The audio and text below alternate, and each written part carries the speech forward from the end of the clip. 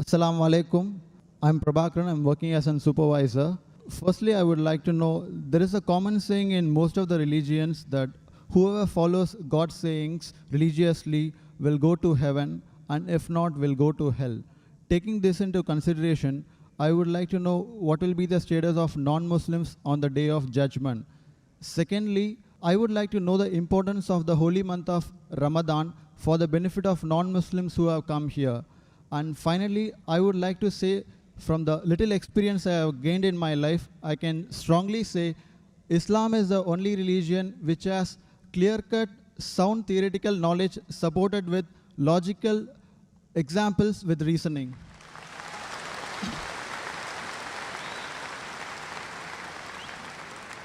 The brother asked three questions or three statements he had made.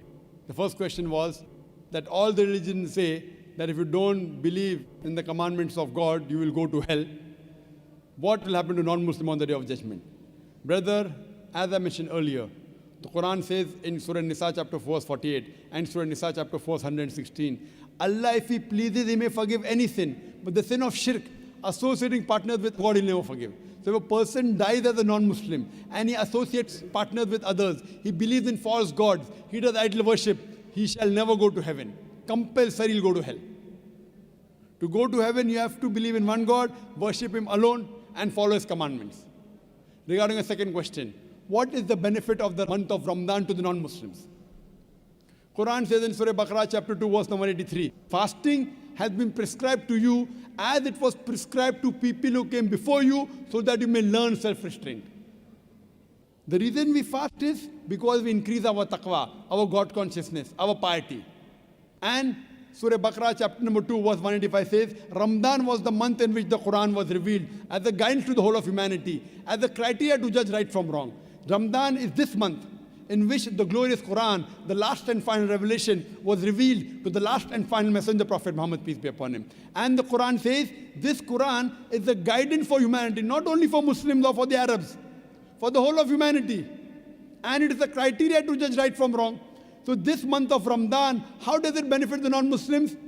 Quran was revealed in it as a guidance for whole of humanity, Muslims and non-Muslims. Furthermore, beloved Prophet Muhammad said, Ramadan is the month in which the Satans, they are imprisoned. The gates of heaven are open and the gates of hell are closed. That means there are more chances you'll do good deeds. A person does more good deeds in Ramadan, the chances of him doing bad deeds is less. As far as non-Muslims, the message of Islam may go very well in the hearts of the non-Muslims because the devil, the Satan, the imprisonment. So more chances of the non-Muslims accepting Islam. More chances he'll come closer to Islam.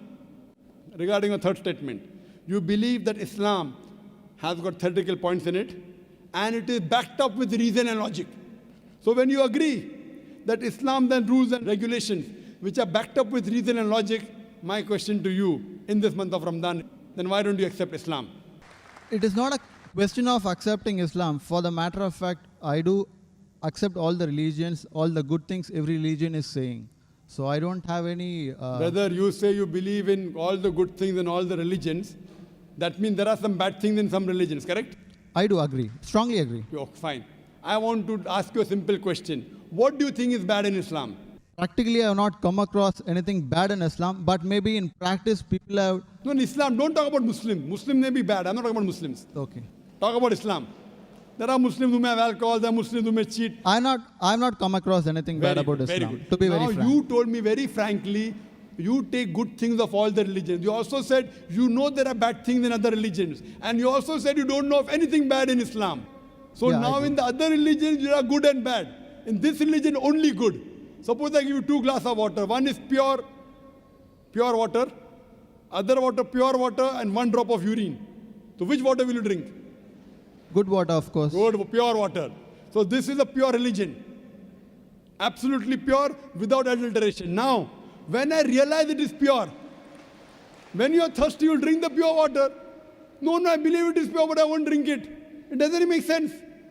If I want to get admission in a university, I do my survey. This university is the best. Why don't you take admission? No, I'll think about it. If you don't have the money to pay your fees, fine. University is very good, but too expensive. I can't afford the fees. Islam is free. If you agree it's the best, you have to accept it. Or maybe it's a hypocrisy. See, if I agree it's the best, I have to accept it. If you know there are no faults, that means God will question you on the day of judgment. If you agree, God gave you the message in your heart, it is the best religion, why don't you accept it? See, if you agree it is the best, it's illogical. It's illogical not to accept it. If you think there's something bad, I will clarify your misconception now.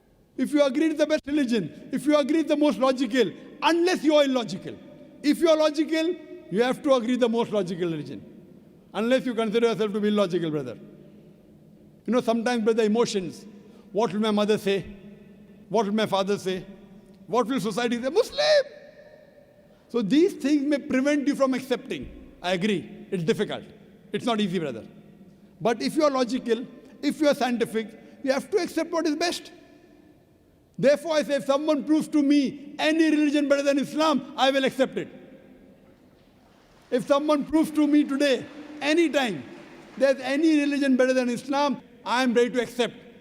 If someone proves to me Christianity is better, I am ready to accept Christianity. Someone proves to me Hinduism is better, I am ready to accept Hinduism. I am not just talking. I have discussions with the doctors of divinity, with the top Christians. I am not a scholar, I am a student. I consider myself to be a student of comparative religion. But I have dialogues and discussions and debates with the top scholars of Hinduism. You know the most popular Hindu speaker is Sri Sri Ravi Shankar. Have you heard of him? Very much. Yes, he agreed with the Quran. I'm He a big agreed fan of him, in fact. You are a fan of him, mashallah. Have you seen my debate with Sri Sri Ravi Shankar? No, I'm not seeing. So you should see the debate with your hero, Yeah. Sri Sri Ravi Shankar, Sure. and the student of comparative religion. Inshallah, if I get an opportunity, definitely. Yes, and since you agree, even he agreed that God has got no images. He agreed in the truthfulness of the Quran. Unfortunately, he didn't accept it. You know why? If he accepts, he will lose all the following. I agree. You agree.